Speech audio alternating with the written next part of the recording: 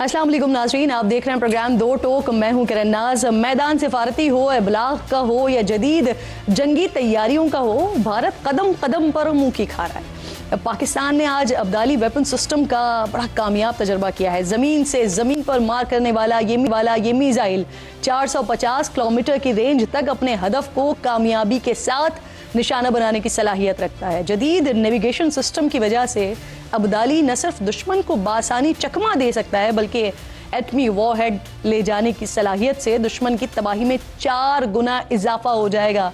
तो मोदी जी, अब भी वक्त है, संभल जाइए, वरना आपके रिहाइशगाह नई दिल्ली का पीएम हाउस अब अब्दाली के बिल्कुल निशाने पर है। सिफारती मैदान में भी पाकिस्तानी कोशिशों को कामयाबी और मौक़िफ़ को बड़ी पजीराई मिल रही है। चीन के बाद तुर्किया और स्विट्ज़रलैंड ने भी पाकिस्तान के गैर जानिबदाराना तहकीकात के मुतालबे की हिमायत कर दी है। वज़ीर-ए-आज़म शहबाज शरीफ कहते हैं कि अगर तुर्किया इस तहकीकात में शामिल होता है तो इसका खैर मकदम किया जाएगा। भारत की जानिब से नाज़रीन तहकीकात की पेशकश पर मज़बूत जवाब न देने और मुसलसल गीदड़ और भपकियों के बाद सलामती काउंसिल का इजलास बुलाए जाने का इम्कान है। पाकिस्तानी मंदूब की जानिब से इजलास के लिए दरख्वास्त देने के इशारे पर काउंसिल के सरबराह का कहना है कि अगर इजलास के लिए दरख्वास्त आती है तो इस पर फौरी गौर किया जाएगा। इससे कशीदगी कम करने में मदद मिल सकती है। भारतीय झूठ को बेनकाब करने के लिए पाकिस्तान ने बैनुल-अक़वामी मीडिया के नुमाइंदों को LOC का दौरा करवाने का फैसला किया है और वज़ीर इत्तलात के मुताबिक आलमी मीडिया के नुमाइंदों को उन मखसूस मकामात पर ले जाया जाएगा जिन्हें भारत की जानिब से दहशतगर्द कैंप्स करार दिया गया, ताकि जो भारतीय दावे हो रहे हैं उनकी कलई खोली जाए और दूध का दूध और पानी का पानी ज़रा करवाया जाए। बात हो रही है अगर बयानिए की, तो फिर बयानिए के जंग में पाकिस्तान का दूर दूर तक कोई मुकाबला नहीं है। भारत ने क्या किया, सच का रास्ता रोकने की कोशिश की, उसके लिए पाकिस्तानी न्यूज़ चैनल्स को ब्लॉक किया। तो फिर हमने टेक्नोलॉजी का इस्तेमाल करते हुए भारत में पाकिस्तानी जंगी तराने यूट्यूब पर बतौर इश्तिहार चलवा दिए। अल्फा डिफेंस नामी एक्स हैंडल इनकी जानिब से भारतीय हुकूमत को मुखातब करके इसको डिजिटल घुसपैठिया करार दिया है। हर महाज पर मुंह की खाने के बाद मोदी सरकार ने भारतीय जेलों में कैद बेगुनाह पाकिस्तानियों को जाली मुकाबलों में मारने का मंसूबा बना लिया है। सिक्योरिटी ज़राए के मुताबिक उन अफराद को शहीद करने के बाद पाकिस्तान से दरअंदाजी करने वाले दहशतगर्द करार दे दिया जाएगा। भारतीय मीडिया पहले से फराहम करदा प्लांटेड वीडियोस और तस्वीर के जरिए एक मन घड़त कहानी बनाएगा और पाकिस्तान के खिलाफ प्रोपेगेंडा करने की कोशिश करेगा। मोदी की तरह नाकामी भारतीय फ़ज़ाइया का भी मुक़द्दर बन चुकी है। सिक्योरिटी ज़राए के मुताबिक 4 दिन पहले भारतीय फ़ज़ाइया के जंगी तैयारों ने भारत के अंदर से उड़ान भरी और LOC की तरफ रुख किया, लेकिन 2019 की तरह पाकिस्तान ने इस बार फिर भारतीय फ़ज़ाइया को सरप्राइज कर दिया।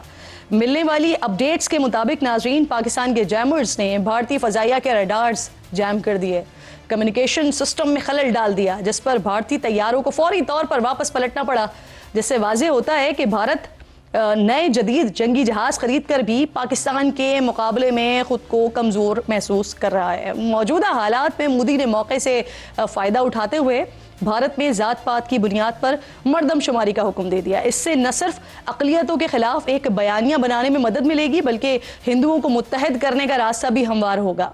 भारतीय रियासत बिहार में होने वाले इलेक्शंस ये शिमाल की वाहिद रियासत है जहां अभी तक बीजेपी अक्सरियत के बल पर हुकूमत नहीं बना सकी है।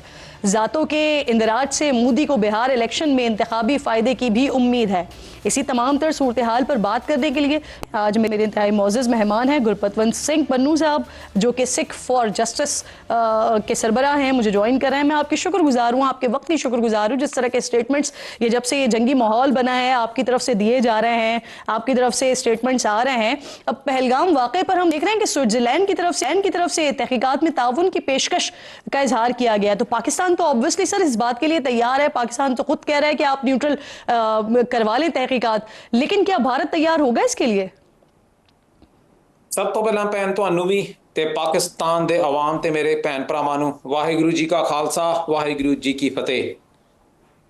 कि जिहड़ी तुसी गल कह रहे हो कि इन्वेस्टिगेशन करवा लो, I think that's a very passive response from Pakistan. सब तो पहला ये कहना चाहिए कि जी एविडेंस लैके आओ। ਜਦੋਂ ਤੁਸੀਂ always giving a passive response on the back foot as if Pakistan is somehow involved. That's what this gives the idea. ਜਿਹੜਾ ਪਹਿਲਗਾਮ ਹੈ, ਜੇ ਤੁਸੀਂ ਉਸ ਨੂੰ ਦੇਖੋ, ਉਹ 2025 ਚ ਹੁੰਦਾ ਹੈ। Now you go back to 2000, ਜਦੋਂ ਪ੍ਰੈਜ਼ੀਡੈਂਟ ਕਲਿੰਟਨ ਛੱਤੀ ਸਿੰਘਪੁਰਾ ਆਉਂਦਾ ਹੈ, ਭਾਰਤ ਆਉਂਦਾ, ਤੇ ਛੱਤੀ ਸਿੰਘਪੁਰਾ ਦੇ ਵਿੱਚ 35 ਸਿੱਖ ਜਿਹੜੇ ਆ ਉਹ ਭਾਰਤੀ ਫੌਜ ਵੱਲੋਂ ਮਾਰੇ ਜਾਂਦੇ ਆ। ਇਲਜ਼ਾਮ ਜਿਹੜਾ ਹੈ ਉਹੀ ਕਸ਼ਮੀਰੀਆਂ ਦੇ ਉੱਤੇ, ਤੇ Pakistan backed Kashmiri freedom fighters ਤੇ ਪਾਕਿਸਤਾਨ ਇਨਵੋਲਵ ਹੈ। ਪਰ 25 ਸਾਲ ਬਾਅਦ ਲੈਫਟੀਨੈਂਟ ਜਨਰਲ KS ਗਿੱਲ ਦੀ ਵੀਡੀਓ ਤੁਸੀਂ ਦੇਖ ਸਕਦੇ ਹੋ, ਕਹਿ ਰਿਹਾ ਕਿ ਜੀ ਇੰਡੀਅਨ ਆਰਮੀ ਦੇ ਕੈਪਟਨ ਦੇ ਰਾਹੀਂ ਪੂਰੀ ਡੈਥ ਸਕੁਐਡਸ ਨੇ, ਸਾਡੀ ਆਰਮੀ ਨੇ ਜਿਹੜੇ ਉਹ ਸਿੱਖ ਮਾਰੇ ਸੀ। ਨਾਓ ਫਾਸਟ ਫਾਰਵਰਡ 25 ਇਅਰਸ ਪਹਿਲਗਾਮ ਹੁੰਦਾ, ਹੁਣ 25 ਸਾਲ ਤੁਸੀਂ ਹੋਰ ਵੇਟ ਨਹੀਂ ਨਾ ਕਰ ਸਕਦੇ ਕਿ ਜੀ ਇੱਕ ਇੰਡੀਪੈਂਡੈਂਟ ਇਨਵੈਸਟੀਗੇਸ਼ਨ ਹੋਵੇ। ਅਸੀਂ ਇਨਵੈਸਟੀਗੇਸ਼ਨ 'ਚ ਮਦਦ ਕਰਨ ਲਈ ਤਿਆਰ ਹਾਂ।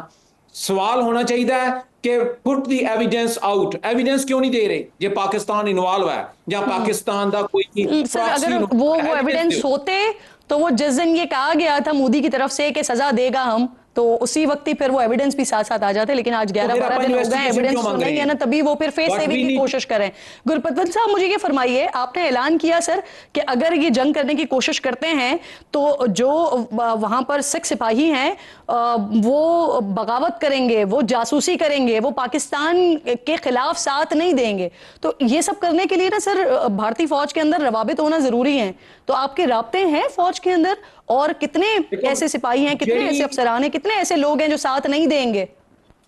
ਜਿਹੜੀ ਮੈਂ ਗੱਲ ਕਹੀ ਹੈ ਜੀ, ਉਹ ਇਹ ਕਹੀ ਹੈ ਕਿ ਜੀ ਪਾਕਿਸਤਾਨ ਦੇ ਉੱਤੇ ਜੇ ਭਾਰਤੀ ਫੌਜਾਂ ਪੰਜਾਬ ਦੇ ਰਾਹੀਂ ਆਣਗੀਆਂ ਤੇ ਅਸੀਂ ਭਾਰਤੀ ਫੌਜਾਂ ਦੇ ਜਿਹੜੇ ਟੈਂਕ ਆ ਉਹਦੇ ਸਾਹਮਣੇ ਖਲੋਵਾਂਗੇ ਤੇ ਪਾਕਿਸਤਾਨ ਤੇ ਹਮਲਾ ਨਹੀਂ ਕਰਨ ਦਿਆਂਗੇ, ਬਸ਼ਰਤੇ ਕਿ ਪਾਕਿਸਤਾਨ ਦੀ ਸਰਕਾਰ, ਪਾਕਿਸਤਾਨ ਦੀ ਜਿਹੜੀ ਫੌਜ ਹੈ ਉਹ ਪੰਜਾਬ ਦੇ ਵੱਲ ਆਵੇ ਔਰ ਸਿੱਖ ਦੀ ਪਿੱਠ ਤੇ ਖੜੇ।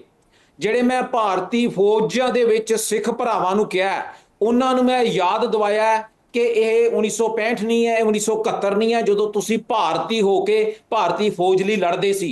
ਜੂਨ 84 ਜਦੋਂ ਹੁੰਦਾ ਹੈ, ਭਾਰਤੀ ਫੌਜਾਂ ਨੇ ਦਰਬਾਰ ਸਾਹਿਬ ਜਿਹੜਾ ਹੈ ਉਹਦੇ ਤੇ ਹਮਲਾ ਕੀਤਾ। ਨਵੰਬਰ 1984 ਸਿੱਖ ਨਸਲਕੁਸ਼ੀ ਕੀਤੀ, ਵਿਧਵਾ ਕਾਲੋਨੀ ਬਣਾਈ, 1000 ਤੋਂ ਵੱਧ ਸਿੱਖ ਫੌਜੀ ਵਰਦੀਆਂ ਦੇ ਵਿੱਚ ਇਹਨਾਂ ਨੇ ਜ਼ਿੰਦਾ ਸਾੜ ਦਿੱਤਾ। ਉਸ ਤੋਂ ਬਾਅਦ 84 ਤੋਂ 95 ਤੱਕ 1.5 ਲੱਖ ਸਿੰਘ ਸਿੰਘਣੀਆਂ ਪੰਜਾਬ ਦੇ ਵਿੱਚ ਮਾਰ ਮੁਕਾਏ ਫੌਜੀ ਵੀ ਸੀ। ਮੈਂ ਉਹਨਾਂ ਨੂੰ ਯਾਦ ਕਰਾਇਆ ਕਿ ਭਾਰਤ ਦੇ ਵਿੱਚ ਜਿਹੜਾ ਸਿੱਖ ਫੌਜੀ ਹੈ ਉਹ ਤੁਸੀਂ ਹੁਣ ਭਾਰਤੀ ਨਹੀਂ ਹੋ, ਤੁਸੀਂ ਸਿੱਖ ਹੋ। ਤੇ ਸਿੱਖ ਕਦੀ ਵੀ ਪਾਕਿਸਤਾਨ ਦੇ ਵੱਲ, ਜਿੱਥੇ ਗੁਰੂ ਨਾਨਕ ਸਾਹਿਬ ਦਾ ਜਨਮ ਸਥਾਨ ਹੈ, ਜਿੱਥੇ ਪਾਕ ਜਗ੍ਹਾ ਹੈ, ਤੁਸੀਂ ਉਹਦੇ ਵੱਲ ਗੋਲੀ ਨਹੀਂ ਚਲਾਣੀ। ਔਰ ਅਸੀਂ ਇਸ ਦੇ ਲਈ ਮਿਲੀਅਨਸ ਆਫ ਮੈਸੇਜ ਅੱਜ ਭਾਰਤੀ ਮੀਡੀਆ ਦੇ ਵਿੱਚ ਲਗਾਤਾਰ ਚੱਲ ਰਿਹਾ ਹੈ। ਔਰ ਮੇਰੀ ਜਿਹੜੀ ਹੈਗੀ ਆ ਫੋਨ ਕਾਲਸ ਲਗਾਤਾਰ ਜਾ ਰਹੀਆਂ, 20 ਮਿਲੀਅਨ ਫੋਨ ਕਾਲਸ ਔਰ 20 ਮਿਲੀਅਨ ਮੈਸੇਜ ਜਿਹੜਾ ਹੈ ਉਹ ਪੰਜਾਬ ਔਰ ਭਾਰਤੀ ਜਿਵੇਂ ਫੌਜ ਦੇ ਵਿੱਚ ਜਿਹੜੇ ਸਿੱਖ ਹੈ ਮਿਲ ਚੁੱਕਾ ਹੈ। ਪਰ ਜਿਹੜਾ ਸਾਨੂੰ ਸਾਹਮਣੇ ਉਹ ਰਿਸਪਾਂਸ ਆਇਆ ਉਹ ਇਕੱਲਾ ਸਿੱਖ ਫੌਜੀ ਦਾ ਨਹੀਂ ਹੈ, ਹਰਿਆਣੇ ਦੇ ਫੌਜੀਆਂ ਦਾ, ਰਾਜਸਥਾਨ ਦੇ, ਈਵਨ ਬੰਗਾਲ ਦੇ ਫੌਜੀਆਂ ਦਾ, ਕਿ ਤੁਹਾਡੀ ਗੱਲ ਬਿਲਕੁਲ ਠੀਕ ਹੈ। ਜਿਹੜੀ ਇਹ ਜੰਗ ਨਰਿੰਦਰ ਮੋਦੀ ਤੇ ਭਾਰਤੀ ਹੁਕੂਮਤ ਲਗਾ ਰਹੀ ਹੈ, ਇਹ ਰਾਜਨੀਤਿਕ ਜੰਗ है, ਅਸੀਂ ਇਹ नहीं करना चाहते।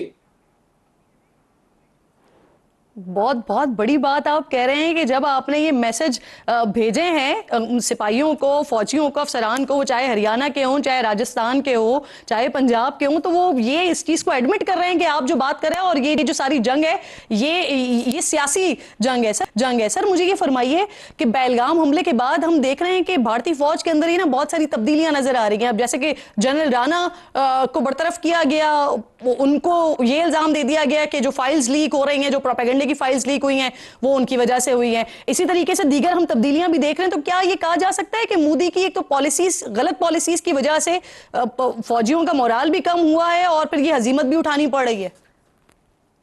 देखो, ਜਿਹੜੇ ਵੀ ਸਾਡਾ ਸੰਪਰਕ ਦੇ ਵਿੱਚ ਹੈਗੇ ਆ, ਕੰਟੈਕਟ 'ਚ ਹੈ, ਉਹ ਮੈਂ ਤੁਹਾਨੂੰ ਦੱਸ ਸਕਦਾ ਕਿ ਜਦੋਂ ਵੀ ਤੁਸੀਂ ਇੱਕ proper information and truthful facts ਚਾਹੇ ਫੌਜ ਨੂੰ ਭੇਜੋ, ਚਾਹੇ ਉੱਥੇ ਦੇ ਆਮ ਆਵਾਮ ਨੂੰ, ਪੰਜਾਬ ਨੂੰ ਭੇਜੋ, ਉਸ ਦਾ ਫਰਕ ਤਾਂ ਪੈਂਦਾ ਹੈ।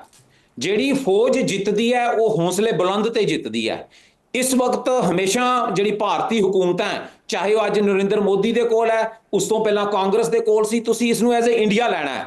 ਤੁਹਾਡੀ ਜੰਗ ਜਿਹੜੀ ਹੈ ਉਹ ਨਰਿੰਦਰ ਮੋਦੀ ਨਾਲ ਨਹੀਂ ਹੈ। ਜਿਹੜੀ ਪਾਕਿਸਤਾਨ ਦੀ ਹੋਂਦ ਨੂੰ ਖਤਰਾ ਹੈ ਉਹ ਨਰਿੰਦਰ ਮੋਦੀ ਕੋਲੋਂ ਨਹੀਂ ਹੈ, ਉਹ ਹਿੰਦੁਸਤਾਨ ਕੋਲੋਂ ਹੈ। ਹਿੰਦੁਸਤਾਨ ਦੇ ਵਿੱਚ ਜਦੋਂ ਫੌਜ ਲੜਦੀ ਹੈ ਤਾਂ ਹਮੇਸ਼ਾ ਸਿੱਖ ਰੈਜੀਮੈਂਟ ਸਾਹਮਣੇ ਆਉਂਦੀ ਹੈ। ਇਸ ਵਕਤ ਉਹਨਾਂ ਦੇ ਹੌਸਲੇ ਬੁਲੰਦ ਨਹੀਂਗੇ। ਚਾਹੇ ਉਹ ਲੜਨਗੇ ਵੀ, ਮੈਨੂੰ ਨਹੀਂ ਪਤਾ ਉਹ ਬਗਾਵਤ ਕਰਨਗੇ ਕਿ ਨਹੀਂ ਕਰਨਗੇ, ਪਰ ਜਦੋਂ ਜੇ ਉਹ ਲੜਨਗੇ ਵੀ ਉਹਨਾਂ ਦੇ ਹੌਸਲੇ ਬੁਲੰਦ ਨਹੀਂ, ਉਹ ਜਿੱਤ ਨਹੀਂ ਸਕਦੇ। ਜੋ ਇੰਟਰਨਲ ਉੱਥੇ ਹੋ ਰਿਹਾ ਹੈ, ਇਹ ਗੱਲ ਦਾ ਪ੍ਰਚਾਰ ਅਸੀਂ ਕੰਪੇਨ ਮੁਹਿੰਮ ਜਿਹੜੀ ਆ ਉਹ ਬਿਲਕੁਲ ਚਲਾ ਚੁੱਕੇ ਹਾਂ ਕਿ ਇਹ ਜਿਹੜੀ ਜੰਗ ਇਹ ਭਾਰਤ ਦੀ ਸਿਆਸੀ ਰਾਜਨੀਤਿਕ ਜੰਗ ਹੈ, ਇਹ ਤੁਹਾਡੀ ਹੱਦਬੰਦੀ ਦੀ ਜੰਗ ਨਹੀਂ ਹੈ। ਸਿੱਖ ਫੌਜੀ ਜਿਹੜਾ ਹੈ ਉਹ ਭਾਰਤੀ ਨਹੀਂ ਹੈ, ਉਹ ਹਿੰਦੁਸਤਾਨ ਨਹੀਂ ਹੈ। ਤੁਹਾਡਾ ਦੁਸ਼ਮਣ ਜਿਹੜਾ ਉਹ ਪਾਕਿਸਤਾਨ ਨਹੀਂ ਹੈ, ਜਿੱਥੇ ਸਾਡਾ ਗੁਰੂ ਨਾਨਕ ਸਾਹਿਬ ਦਾ ਜਨਮ ਸਥਾਨ ਹੈ। ਤੇ ਪਾਕਿਸਤਾਨ ਦਾ ਆਵਾਮ ਅੱਜ ਪਾਕਿਸਤਾਨ ਦਾ ਆਵਾਮ ਜਿਹੜਾ ਹੈ, ਜਲਾਲਪੁਰ ਜਿਹੜਾ ਭੱਟੀਆਂ ਜਿਹੜਾ ਹਾਫਿਜ਼ਾਬਾਦ ਹੈ, ਉੱਥੇ ਖਾਲਿਸਤਾਨ ਦੀ ਸਪੋਰਟ 'ਚ ਪਾਕਿਸਤਾਨ ਦੇ ਬਸ਼ਿੰਦਿਆਂ ਨੇ ਨਾਰੇ ਲਗਾਏ ਹੈ, ਉੱਥੇ ਉਹਨਾਂ ਨੇ ਰੈਲੀ ਕੱਢੀ ਹੈ। ਅੱਜ ਭਾਰਤੀ ਫੌਜ ਦੇ ਵਿੱਚ ਜਿਹੜੀ ਉਹਨਾਂ ਦੀ ਹੌਸਲੇ ਹੈ ਉਹ ਟੁੱਟੇ ਹੋਏ ਹੈ, ਉਹ ਜਿੱਤ ਨਹੀਂ ਸਕਦੇ। सिंह साहब ये भी फरमाइए सर, चंद रोज पहले राफेल तैयारों की बड़ी बात 2019 में भी मोदी साहब ने की थी कि अगर राफेल होते हमारे पास तो सिचुएशन कुछ और होती, लेकिन इस बार अभी इन्होंने कोशिश की सरहद के करीब राफेल्स को लाने की, लेकिन पाकिस्तान ने अपनी टेक्नोलॉजी का इस्तेमाल करते हुए इसे जैम कर दिया। तो भारत के पास ये बड़ा वाज़ेह तौर पर पैगाम गया है कि आप जितने भी राफेल्स को इंडक्ट कर लें अपने फ्लीट में, लेकिन उसके बावजूद भी पाकिस्तान के पास सब चीज़ों का तोड़ मौजूद है, मुकाबला नहीं है आपका। देखो भैन, ਉਹਦੇ ਲਈ मैं एक गल दसदा, do not ever underestimate your enemy, especially an enemy like Hindustan, which always stabs you in the back.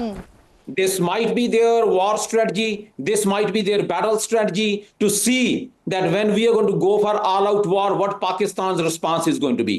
ਹਜੇ ਜੰਗ ਸ਼ੁਰੂ ਨਹੀਂ ਹੋਈ ਹੈ। ਸਭ ਤੋਂ ਪਹਿਲਾਂ ਇਸ ਵਕਤ ਪਾਕਿਸਤਾਨ ਨੂੰ ਆਪਣੀ ਹੱਦਬੰਦੀ ਜਿਹੜੀ ਹੈ ਉਹ ਸਟਰੋਂਗ ਕਰਨੀ ਪੈਣੀ ਹੈ।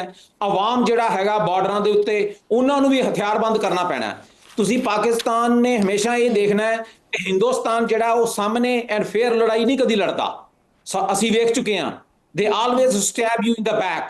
This can be their strategy, so you have to be fully prepared. The Pakistan army and awam और सरकार ਜਿਹੜੀ ਉਹਨਾਂ ਨੂੰ ਪੂਰਾ ਦੇਖਣਾ ਪੈਣਾ ਹੈ ਕਿ ਜੇ ਹਮਲਾ ਹੁੰਦਾ ਤਾਂ ਇਹਨਾਂ ਦਾ ਮੁਕਾਬਲਾ ਕਿੱਦਾਂ ਕਰਨਾ।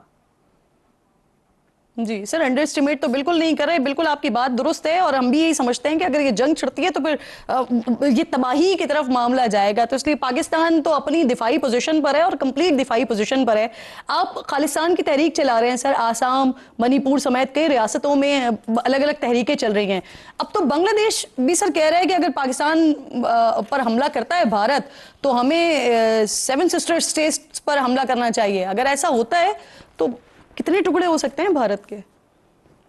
देखो, मैनू आसाम ਦਾ ਜਾਂ ਉਸ ਹਿੱਸੇ ਦਾ ਨਹੀਂ ਮੈਨੂੰ ਪਤਾ ਵੀ ਉਹ ਕੀ ਕਰ ਸਕਦੇ ਆ ਕੀ ਨਹੀਂ ਕਰ ਸਕਦੇ, ਕਿ that's more of a basically nationalist ਕੰਪੇਨਸ।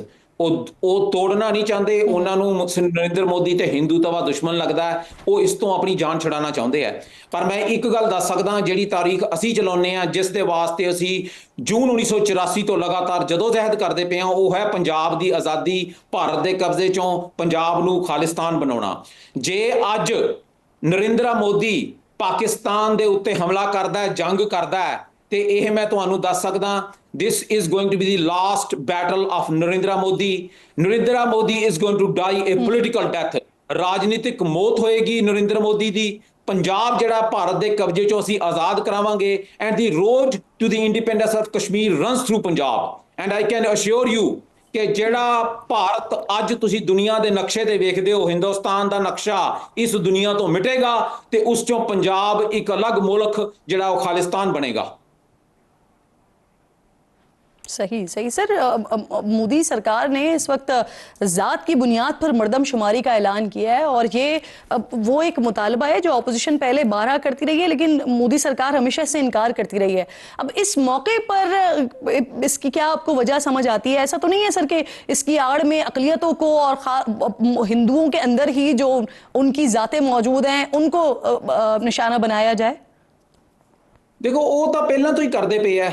ਜਦੋਂ ਭਾਰਤ ਦਾ ਸੰਵਿਧਾਨ, ਜਿਸ ਨੂੰ ਇਹ ਆਪਣਾ ਗੁਰੂ ਮੰਨਦੇ ਸਾਰੀ ਦੁਨੀਆ ਦੇ ਵਿੱਚ, ਡਾਕਟਰ ਅੰਬੇਦਕਰ ਨੇ ਲਿਖਿਆ, ਤਾਂ ਉਸ ਨੇ ਕਿਸੇ ਦਾ ਫਾਇਦਾ ਨਹੀਂ ਕੀਤਾ, ਬਲਕਿ ਜਿਹੜਾ ਦਲਿਤ ਸਮਾਜ ਹੈ, ਜਿਸ ਨੂੰ ਇਹ ਦੱਸਦੇ ਦਲਿਤ ਸਮਾਜ, ਉਹਨਾਂ ਨੂੰ ਹਮੇਸ਼ਾ ਦੇ ਲਈ ਉਹਨਾਂ ਨੇ ਇਨਫੀਰੀਅਰ ਬਣਾ ਦਿੱਤਾ, ਸਲੇਵ ਬਣਾ ਦਿੱਤਾ, ਗੁਲਾਮ ਬਣਾ ਦਿੱਤਾ ਇਸ ਭਾਰਤੀ ਹਕੂਮਤ ਦੇ। ਉਹਨਾਂ ਨੇ ਕਲਾਸ ਸਿਸਟਮ ਆਲਰੇਡੀ ਬਣਾ ਦਿੱਤਾ ਕਿ ਜਿਹੜਾ ਦਲਿਤ ਸਮਾਜ ਹੈ ਉਹ ਇਸ ਹਿੰਦੂ ਜਿਹੜਾ ਬ੍ਰਾਹਮਣਵਾਦ ਹੈ ਉਸ ਤੋਂ ਹੇਠਾਂ ਹੈ, ਫਿਰ ਉਸ ਤੋਂ ਹੇਠਾਂ ਹੈ। ਸੋ ਉਹਨਾਂ ਨੇ ਪਿਨ ਪੁਆਇੰਟ ਕਰਕੇ ਲਗਾਤਾਰ ਜਿਹੜੀ ਉਹਨਾਂ ਦੀ ਕਿਲਿੰਗਸ ਆਲਰੇਡੀ ਕਰਵਾਈ ਹੈ। ਜਦੋਂ ਇਹ ਕਾਸਟ ਦੇ ਬੇਸ ਦੇ ਉੱਤੇ ਸੈਂਸਸ ਕਰਦੇ ਆ, that is just to mark ਕਿ ਕਿੰਨੂੰ ਤੁਸੀਂ ਨਿਸ਼ਾਨਾ ਬਣਾਉਣਾ ਹੈ। ਜੇ ਤੁਸੀਂ ਦੁਨੀਆ ਦੇ ਵਿੱਚ ਜੇ ਇਹਨਾਂ ਨੇ ਆਪਣੇ ਭਾਰਤ ਦੇ ਵਿੱਚ ਹਕੂਮਤ ਕਰਨੀ ਹੈ ਤੇ ਕਿਹੜੀ ਕਮਿਊਨਿਟੀ ਨੂੰ ਉਸ ਵਕਤ ਕਿਹੜੀ ਜਗ੍ਹਾ ਦੇ ਉੱਤੇ ਡਾਊਨ ਕਰਨਾ ਹੈ, ਕਿੱਥੋਂ ਵੋਟਾਂ ਲੈਣੀਆਂ।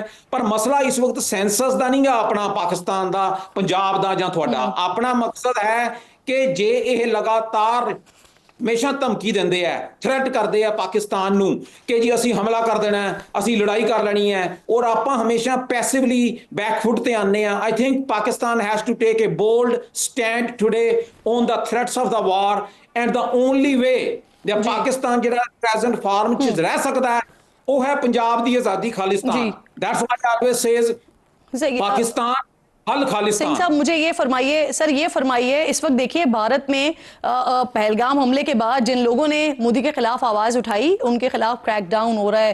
अब कश्मीर में जिस तरह के हालात हैं, लोगों के घर बाकायदा गिराए जा रहे हैं, दर्जनों लोगों को गिरफ्तार किया जा रहा है और मजीद भी प्लानिंग्स आ रही हैं सामने। सर क्या सिखों के खिलाफ भी कोई क्रैकडाउन वगैरह हो रहा है भारत में? ਸਾਡਾ ਤੇ ਜੂਨ 84 ਤੋਂ ਲਗਾਤਾਰ ਕ੍ਰੈਕਡਾਊਨ ਹੀ ਹੋ ਰਿਹਾ ਭੈਣ ਜੀ। ਸਾਡੀ ਤਾਂ ਨਸਲਕੁਸ਼ੀ ਜੂਨ 84 ਤੋਂ ਲੈ ਕੇ ਨਵੰਬਰ ਤੱਕ ਹੋਈ ਹੈ, ਨਵੰਬਰ ਤੋਂ ਲੈ ਕੇ 95 ਤੱਕ ਹੋਈ ਹੈ। ਅਸੀਂ ਇੱਕ democratic and peaceful campaign with the most potent weapon of the century ਕਲਮ ਔਰ ਪੈਨ ਦੇ ਨਾਲ ਚਲਾਉਂਦੇ ਆ। ਓਵਰ 600 ਸਾਡੇ ਜਿਹੜੇ ਐਕਟਿਵਿਸਟ ਹੈ ਉਹਨਾਂ ਦੇ ਉੱਤੇ ਇਹਨਾਂ ਨੇ UAPA ਲਗਾ ਕੇ, ਸੈਡੀਸ਼ਨ ਲਗਾ ਕੇ, ਦੇਸ਼ ਧਰੋਹ ਦਾ ਕੇਸ ਪਾ ਕੇ ਪਿਛਲੇ 5 ਸਾਲਾਂ ਤੋਂ ਅੰਦਰ ਕੀਤੇ ਹੋਏ ਹੈ। ਇਸ ਮਹੀਨੇ ਸਾਡੇ 25 ਜਿਹੜੇ ਐਕਟਿਵਿਸਟ ਹੈ ਉਹ ਪੰਜਾਬ ਦੇ ਵਿੱਚ ਫੜੇ ਗਏ ਹੈ। ਸਿੱਖਾਂ ਦੇ ਉੱਤੇ ਜਿਹੜਾ ਲਗਾਤਾਰ ਤਸ਼ੱਦਦ ਹੈ ਔਰ ਦੇਸ਼ ਧਰੋਹ ਦਾ ਕੰਮ ਹੈ, ਔਰ ਜਿਹੜੀ ਸਾਡੀ ਕੰਪੇਨ ਆ ਉਹ ਤਾਂ ਸਾਡੀ ਲਗਾਤਾਰ ਚੱਲਦੀ ਪਈ ਹੈ। ਔਰ ਦੁਨੀਆ ਦੇ ਵਿੱਚ ਜਦੋਂ ਪਹਿਲਗਾਮ ਹੋਇਆ ਔਰ ਦਿਸ ਇਜ਼ ਵੈਰੀ ਅਨਫੋਰਚੂਨੇਟ ਕਿ 250 ਮਿਲੀਅਨ ਜਿਹੜਾ ਭਾਰਤ ਦਾ ਮੁਸਲਮਾਨ ਹੈ ਉਹ ਆਪਣੇ ਆਪ ਨੂੰ ਨੈਸ਼ਨਲਿਸਟ ਦੱਸ ਕੇ ਤੁਹਾਡੇ ਖਿਲਾਫ, ਪਾਕਿਸਤਾਨ ਦੇ ਖਿਲਾਫ ਸਟੇਟਮੈਂਟ ਦੇ ਰਿਹਾ ਹੈ। ਔਰ ਪਾਕਿਸਤਾਨ ਜਾਂ ਦੁਨੀਆ ਦੇ ਵਿੱਚ ਜਦੋਂ ਦੁਨੀਆ ਵਸਦੀ ਹੈ ਉਹ ਮੁਸਲਮਾਨ ਨੂੰ ਇਹ ਸਮਝਦੇ ਵੀ ਸ਼ਾਇਦ ਪਾਕਿਸਤਾਨ ਦੀ ਮਦਦ ਕਰੇਗਾ। ਸਿਰਫ ਇੱਕ ਕੌਮ ਨਿਕਲ ਕੇ ਸਾਹਮਣੇ ਆਈ ਹੈ, ਉਹ ਅਸੀਂ ਖਾਲਿਸਤਾਨ ਵਾਲੇ। ਅਮਰੀਕਾ, ਕੈਨੇਡਾ, UK, ਆਸਟ੍ਰੇਲੀਆ ਔਰ ਪੰਜਾਬ, ਇੱਕੋ ਇੱਕ ਹੱਲ ਹੈ, ਇੱਕੋ ਇੱਕ ਪਾਕਿਸਤਾਨ ਦਾ ਜੋ ਸਾਥ ਦੇ ਰਿਹਾ ਹੈ ਉਹ ਖਾਲਿਸਤਾਨੀ ਪੱਖੀ ਲੋਕ ਹੈ, ਉਹ ਸਿੱਖ ਹੈ। ਔਰ ਤੁਸੀਂ ਇਹ ਮੰਨ ਕੇ ਚੱਲਣਾ ਹੈ। ਜੀ ਜੀ जी, ठीक, बहुत बहुत शुक्रिया आपका गुरपतवंत सिंह साहब, आप मौजूद थे और आपके वाज़े तौर पर जब से ये मामला शुरू हुआ है तब से आपकी तरफ से बड़ा वाज़े पैगाम भी आ रहा है और बड़ा वाज़े आप बता भी रहे हैं कि अगर पाकिस्तान के खिलाफ कोई मुहिम जोई की कोशिश भारत की जानिब से की जाती है तो फिर सिख वहाँ पर क्या करेंगे, आपकी जो एक जमात है वो वहाँ पर क्या करेगी। बहुत शुक्रिया आपके वक्त का। खुरम दस्तगीर साहब मुझे ज्वाइन करें प्रोग्राम में, साबिक़ वज़ीर दिफा भी हैं। बहुत शुक्रिया खुरम साहब आपके वक्त का। सर सबसे पहले तो मैं जा रही हूँ ज़रा ये जो आज का हमने कामयाब तजर्बा किया है ना अब्दाली के हवाले से, उस पर हम बात कर लें। एक तो एटमी वॉरहेड ले जाने की सलाहियत रखता है, 450 किलोमीटर तक हदफ को निशाना बना सकता है, और जो इस पे सोने पे सुहागा है वो नाम भी इसका अहमद शाह अब्दाली के नाम पर दिया गया है, जिन्होंने हिंदुस्तान में मराठों को ऐसी धूल चटाई थी कि भूले तो नहीं है वो आज तक। जी वालेकुम अस्सलाम, बहुत शुक्रिया आपने मुझे मदऊ किया। पाकिस्तान की एक बड़ी दुरुस्त स्ट्रेटजी है कि हिंदुस्तान को ये बावर करा दिया जाए कि अगर वो कोई जंगी एडवेंचर करता है तो पाकिस्तान के पास उसकी अगरचे अफवाज की जो तादाद है उसमें बड़ा फ़र्क है। पिछले कुछ अरसे से हिंदुस्तान की जो इक्तसादी ताकत है वो भी पाकिस्तान से ज्यादा है, लेकिन उसके बावजूद पाकिस्तान की अफवाज जो हैं उनके पास ऐसी फैसिलिटीज मौजूद हैं जिसमें ऑफ कोर्स हमारे दोस्त मुल्क चीन का भी एक खास रोल है कि हम हिंदुस्तान की किसी भी एडवेंचर का बहुत वाज़े और मौसर जवाब दे सकते हैं। आपने देखा कि पाकिस्तान एयरफोर्स ने अपने कुछ जो वेपन्स थे उनके बाकायदा तस्वीरें रिलीज की। आज का जो टेस्ट है दाल का वो भी यही जाहिर कर रहा है कि पाकिस्तान के पास स्ट्रेंथ मौजूद है। पाकिस्तान ने इसी तरह हालिया दिनों में अपनी जो नेवी है जी उसकी कैपेबिलिटीज जो हैं और वहाँ भी जो हमने एयर पेट्रोलिंग की है तो हर लिहाज से पाकिस्तान ने हिंदुस्तान को ये मुतनब्बे कर दिया है। ये असल में आज का जो टेस्ट है या इससे पहले जो तस्वीरें रिलीज हो रही हैं, वीडियोज रिलीज हो रही हैं, वो हिंदुस्तान को वार्निंग है कि इस दफा अगर उन्होंने कोई ऐसा कदम उठाया जंग की तरफ तो 2019 से ज्यादा मुंह तोड़ जवाब मिलेगा। और सर ये जो आगाज में सबसे पहले सिंतास मुआहदे गई थी, अगर इस तरह की कोई कोशिश भारत की तरफ से होती है, अगर पानी रोकने की कोशिश की जाती है, जिसका हमें पता है कि 7, 8, 10 साल तक तो ये कोई पॉसिबिलिटीज नहीं दिखाई दे रही, $मिलियन चाहिए, इस वक्त हमें तबाह कर देना चाहिए उस इंफ्रास्ट्रक्चर को सर। बेस्ट एस्टिमेट्स हैं माहिरीन के, 5 से 7 साल में तो हिंदुस्तान के पास ये एबिलिटी नहीं है कि वो पानी को की जो बड़ी तादाद को रोक सके। और हमने देखा भी है 2014 में जब दरिया झेलम में एक सैलाब आया था तो पूरा श्रीनगर डूब गया था जी। तो लिहाजा वहां जब इतना पानी आएगा और पाकिस्तान में आउटलेट होने के बावजूद श्रीनगर डूब गया था, जिसका मतलब यह है कि पानी की जो तादाद है वो उनके लिए भी एक कोई इतना आसान नहीं है। लेकिन अगर उन्होंने कोशिश की तो पाकिस्तान के पास ये ऑप्शन है और रहना चाहिए कि पानी का मामला जो है वो एक हम कह सकते हैं कि सिविलाइजेशनल इशू है, जो करोड़ों पाकिस्तानियों का जिंदगियों का इशू है। और उसमें अगर कोई क्लैश होता है तो हिंदुस्तान के लोग भी इन्वॉल्व होंगे। और तीसरी जो बात है जो है हिंदुस्तान को 2019 के बाद से जो तब्दीली आई है वो नहीं ये समझ नहीं आई कि दुनिया में अब जो चीन की मौजूदगी है और अमेरिका की चीन के साथ बढ़ती हुई मुखासमत है, और 2020 में जिस तरह हिंदुस्तान को चीन के हाथों एक बहुत बड़ी शिकस्त हुई थी, जो वहां लद्दाख में जो इनका आपस में क्लैश हुआ था, तो इस सारे जो जब भी आप पानी का मामला छेड़ेंगे तो बराह रास्त चीन भी इन्वॉल्व होगा, क्योंकि असल में जिसको हम कहते हैं अपर इंडस बेसिन, जो शमाली सिंध का तास है, जो पूरा उनका बेसिन है, उसके अंदर चीन का भी बहुत अहम उसके स्टेक्स हैं। और इंडिया का भी जो ब्रह्मपुत्र दरिया है, जो पूरा उनका मशरक में जो उनका बेसिन है, वो भी सारा चीन से उसका सोर्स है, तो वहां से भी वो पूरी तरह वल्नरेबल है। ये सब चीजें ये इंडिकेट करते हैं कि हिंदुस्तान को अपना जंगी जुनून छोड़कर जो वजीर आज़म पाकिस्तान ने एक बड़ी दुरुस्त और कहते हैं क्लीन हैंड जो ऑफर की हुई है कि इसकी न्यूट्रल इन्वेस्टिगेशन करवाएं और उस हम जो है जो उसका नतीजा आएगा हम उसके लिए तैयार है, क्योंकि पाकिस्तान इस मामले में इन्वॉल्व नहीं है। और आज आपके नाज़रीन ने सुना भी हो शायद कि जो स्विट्जरलैंड की हुकूमत है उन्होंने ऑफर कर दी है जाहिर की ऐसी इन्वेस्टिगेशन को कंडक्ट करने। बिल्कुल बिल्कुल ऐसा ही है। खुर्रम साहब साथ ही मौजूद रहिएगा। अब एक अहम सवाल ये भी है कि बार बार हम पूछ रहे हैं कि एपीसी हो जाए या फिर जो बाकी ऑपोजिशन की जमातें हैं उनको भी ब्रीफ किया जाए। तो कल डीजी ISPR और वजीर इत्तला जो है वो तमाम सियासी जमातों को मौजूदा सूरत हाल को लेकर ब्रीफ करेंगे। अब इसमें पाकिस्तान तहरीक इंसाफ एक अहम स्टेक होल्डर है, वो शिरकत करेगी या नहीं करेगी, इस पर भी बात करेंगे। खुर्रम साहब भी साथ मौजूद है, शौकत यूसुफजई साहब भी ज्वाइन करेंगे। ब्रेक लीजिए, ब्रेक के बाद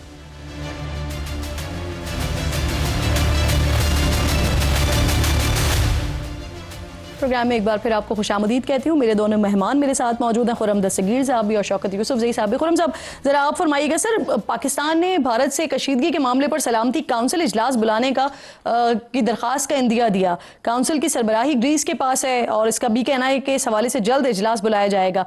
इस इजलास से हमें हासिल क्या होगा, जबकि अमरीका का रवैया हमारे सामने है सर? जी, लेकिन पाकिस्तान चूंकि इस वक्त गैर मुस्तकिल रुकन है सिक्योरिटी काउंसिल का, तो हमारे पास असल में मौका जो सिक्योरिटी काउंसिल में है अपनी सफाई देने का नहीं है। हिंदुस्तान को बतौर एक दहशतगर्द रियासत कई फैसला कुन एविडेंस पेश करनी है। ये हमारे अमेरिका से भी एविडेंस है, कनाडा में भी एविडेंस है, पाकिस्तान में एविडेंस है कि इन्होंने जो है वो किराए के कातिल इस्तेमाल करके हिंदुस्तान की रियासत ने ये दहशत गर्दियां की हैं।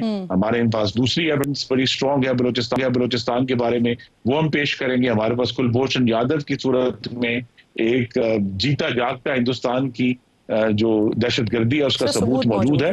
तो हमें जो सिक्योरिटी काउंसिल का इजलास है वो अपने लिए नहीं, हिंदुस्तान के ऊपर एक समझे सफारती जिसे कहते हैं नैरेटिव का हमला करने के मौके के तौर पर इस्तेमाल की जरूरत है। अच्छा खुर्रम साहब ये भी फरमाइएगा सर, खबरें हैं कि हुकूमत कौमी असेंबली का इजलास बुलाने का फैसला कर रही है 5 मई को।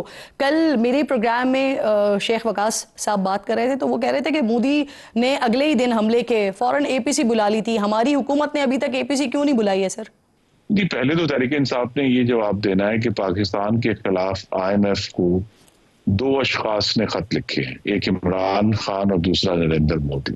तो उनको ये जवाब देना पड़ेगा और ये आए कौमी असेंबली में आए और आकर इसका जवाब दें पहले कि पाकिस्तान के मफादात के खिलाफ जो है हिंदुस्तान और तहरीक इंसाफ साथ साथ खड़े हैं। इसका जवाब उन्होंने देना है। दूसरा इशू ये है कि मैं जो कि उन 3 इजलासों का ऐनी शाहिद हूँ जो कौमी सलामती के इजलास थे फरवरी 2019 में जब ये तनाव हुआ, और उसके बाद 2021 में 2 हुए, कि बानी चेयरमैन तो वजीर आजम होते हुए उन 3 इजलासों में नहीं आए जब उनकी जिम्मेदारी थी। तो आज तो उनकी जिम्मेदारी नहीं है, तो अगर वो उनके वजीर आजम होते हुए उनकी गैर मौजूदगी में कौमी सलामती के अमूर डिस्कस किए जा सकते हैं, तो आज तो उनके पास कोई सरकारी जिम्मेदारी नहीं है। तो लिहाजा जो पार्लियामान है वो आज खुद APC है, वहां इनकी बहुत तवाना तादाद है।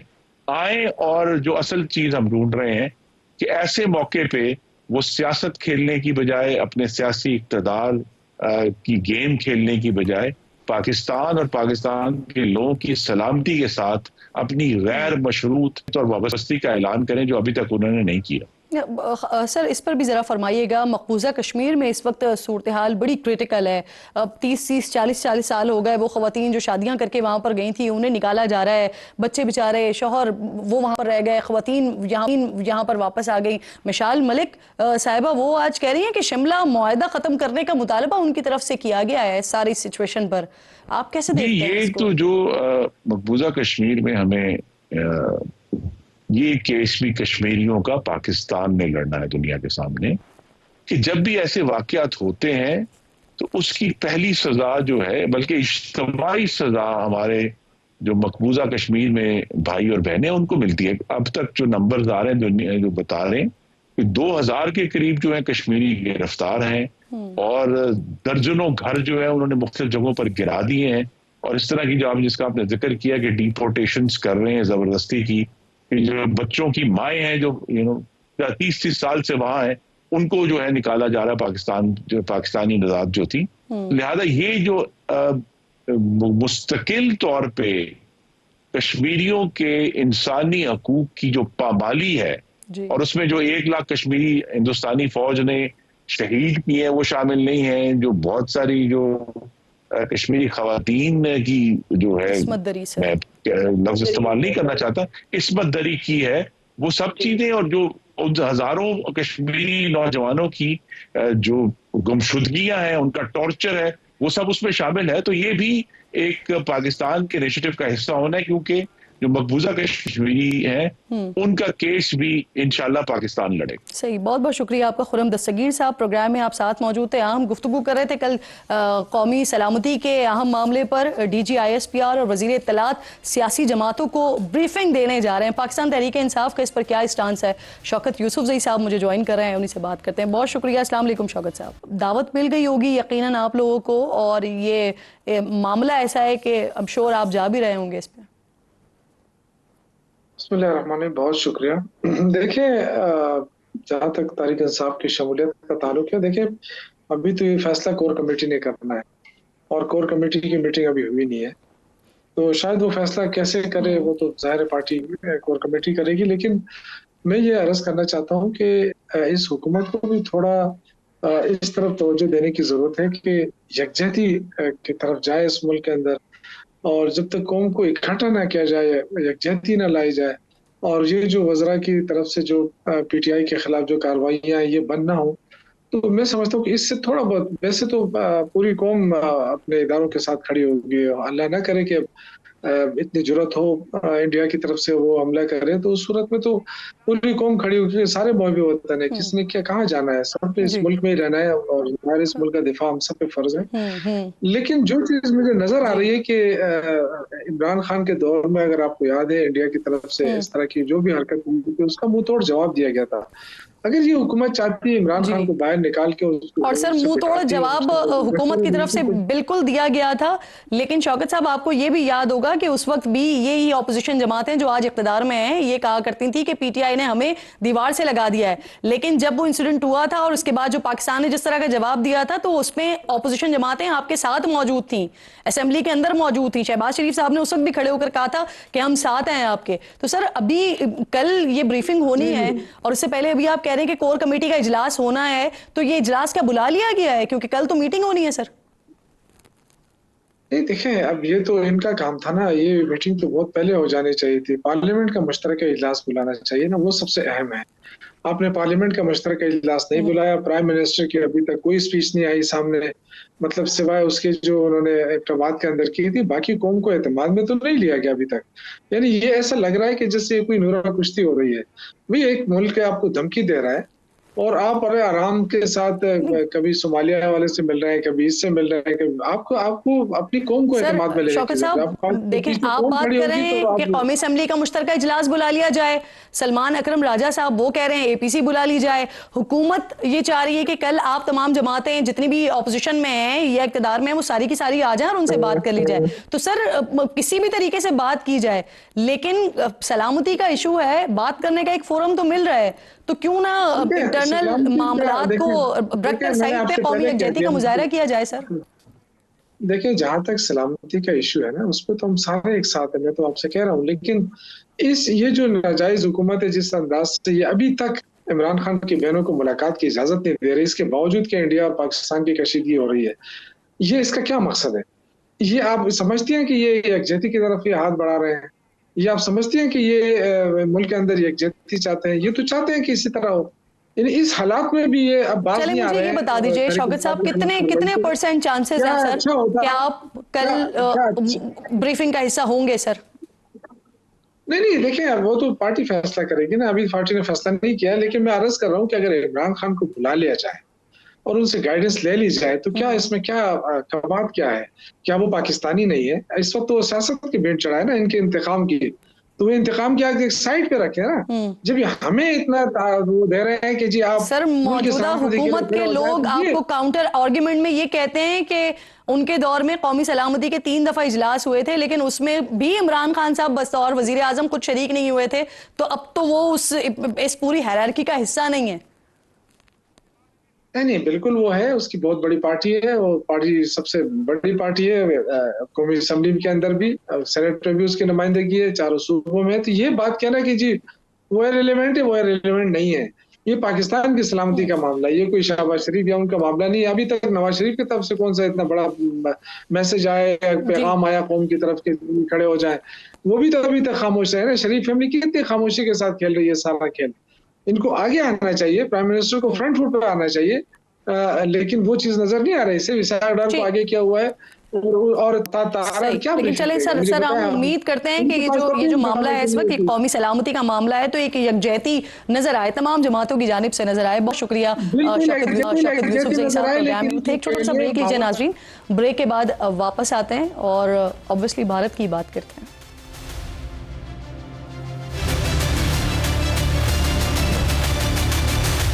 प्रोग्राम में एक बार फिर आपको खुशामदीद कहती हूँ नाज़रीन। फ़न व सक़ाफ़त लोगों को जोड़ने, सरहदों को समेटने और दिलों को मिलाने का काम करता है।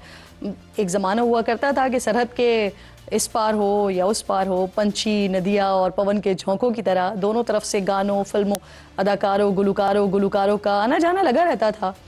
हालात में कभी कभी खटपट भी हो जाती थी, तो फ़न व सक़ाफ़त का जो दो तरफ़ा रिश्ता था वो जारी रहता था। हमारे ग़ुलाम अली ख़ान के गीत और गज़लें दिल्ली, अमृतसर, मुंबई में गूंजती थीं, तो वहीं वहाँ के फ़िल्मी गीतों से लेकर जगजीत सिंह की गायकी लाहौर, कराची से लेकर खैबर पख्तूनख्वा तक सुनी जाती थी। लेकिन जब से इंतहा पसंद मोदी की नफरत अंगेज सियासत ने दिल्ली का तख्त संभाला है, शिद्दत पसंद हिंदुत्वा जमात बीजेपी ने फ़न व सक़ाफ़त के इस खूबसूरत और मोहब्बत भरे तौर तरीक़ों में भी नफरत अंगेज सियासत का जहर घोल दिया है। जब से नरेंद्र मोदी की क़यादत में बीजेपी दिल्ली के तख्त पर बराजमान हुई है, पाकिस्तान दुश्मनी, मुसलमान नफरत ही इंडियन फिल्म्स का मरकज़ बन चुकी हैं। बॉलीवुड में पाकिस्तान मुखालिफ फिल्म्स की एक दौड़, एक रेस लगी हुई है, जिसमें बड़े बड़े खूबसूरत फिल्मी सितारों से सजाकर तकरीबन 2 अरब की आबादी को झूठ बेचा जाता है। और जो सबसे मज़ेदार और मज़े का खेज़ चीज़ होती है ना इन फिल्मों में या इन वेब सीरीज़ में, वो पाकिस्तानियों का हुलिया और अंदाज़े गुफ्तगू होता है। आंखों में काला सुरमा, कंधे पर रुमाल, सर पर टोपी और जनाब जनाब की भरमार, न जाने कौन से पाकिस्तानियों का हुलिया बयान किया जाता है। इंडियन एंटरटेनमेंट इंडस्ट्री के बड़े बड़े नाम भी इतने अंधे हो चुके हैं कि उनकी तख्लीकी और तामीरी सलाहियतों पर शक सा होने लगा है। जो कल तक कल्चर, एक्सचेंज, मेल मिलाप और इंतहा पसंदी के खिलाफ खुलकर बोला करते थे, आज वो भी मोदी की हाँ में हाँ मिला रहे होते हैं। मोदी वजारत उज़्मा की कुर्सी पर पिछले 11 साल से बैठे हुए हैं। इस दौरान नाजरीन, एक रिपोर्ट के मुताबिक 47 से ज़ायद फिल्म्स पाकिस्तान और मुसलमान मुखालिफ बनाई जा चुके हैं। यानी सालाना कम से कम 3 फिल्में मोदी के मुसलमान और पाकिस्तान नफरत अंगेज नज़रिए पर बॉलीवुड बना रहा होता है। OTT प्लेटफॉर्म्स की अगर बात करते हैं तो फिर वहाँ पर जो सीरीज़ बन रही हैं उसकी तादाद तो इसके अलावा है। 2023 में बॉलीवुड में 6 फिल्म्स ऐसी बनाई गईं जिनमें मुसलमानों को विलन दिखाया गया। 2024 जो कि इलेक्शन का साल भी था, इस साल में मुसलमान मुखालिफत में बनने वाली बॉलीवुड फिल्म्स की ये तादाद 20 तक जा पहुंची थी। इंडियन खुफिया एजेंसी, जिसका जो असल काम होता है वो कौमी सलामती का होता है और यही होना चाहिए, लेकिन अपने काम में नाकामी और निकम्मेपन के बाद ये रॉ खुफिया एजेंसी से ज़्यादा फिल्मी एजेंसी बन चुकी है और अब पाकिस्तान मुखालिफ फिल्म्स और OTT प्लेटफॉर्म्स पर रिलीज़ होने वाली सीरीज़ को फंड कर रही है। कुछ अर्सा पहले ये रिपोर्ट्स भी सामने आई थी कि रॉ का एक फाइनेंस डिपार्टमेंट पाकिस्तान मुखालिफ फिल्म्स की फंडिंग और सहूलियात की फराहमी के लिए कायम किया गया है, जो मुसलमानों और पाकिस्तान के ख़िलाफ़ फिल्म्स बनाने और झूठ को सच, अपनी नाकामी को कामयाबी बनाने का काम करते हैं और दिखाने के लिए ये काम किया जाता है। मोदी के इस मुस्लिम और पाकिस्तान मुखालिफ झूठे प्रोपेगेंडे को हवा देने और ग्लोरीफाई करने वाली फिल्म्स के लिए खुसूसी तौर पर मोदी सरकार की तरफ से भारत में टैक्स छूट और मराद भी दी जाती हैं। खुद नरेंद्र मोदी नामवर बॉलीवुड स्टार्स को अपनी दावतों में मदऊ करते हैं। यूं सियासी मैदान के साथ साथ फ़न व सकाफ़त की दुनिया में भी मोदी अपना इंतहा पसंद हिंदुत्व का बीज गहराई तक बो चुके हैं और इस बॉलीवुड को अपनी प्रोपेगेंडा मशीन बनाकर अपनी नफरत का एजेंडा परवान चढ़ा रहे हैं। फिल्मी प्रोपेगेंडे में गलती से भी अगर कोई अपने ज़मीर की आवाज़ सुनकर इंतहा पसंद नज़रिए से हटकर काम करे, नफरत के इस माहौल को तोड़ने के लिए पाकिस्तानी फ़नकारों को अपनी फिल्म का हिस्सा बनाने की कोशिश करे, तो फिर BJP के ये खूनख्वार गुंडे जिस तरह मसाजिद, दरगाहों और मुसलमानों के घरों में घुसकर उनको अपनी इंतहा पसंदी का निशाना बनाते हैं, इसी तरह BJP के ये बदमाश ऐसी किसी फिल्म का रिलीज़ होना भी महाल बना देते हैं, बल्कि अपने ही मुल्क के सिनेमा घरों को तोड़ने फोड़ने से भी गुरेज नहीं करते हैं।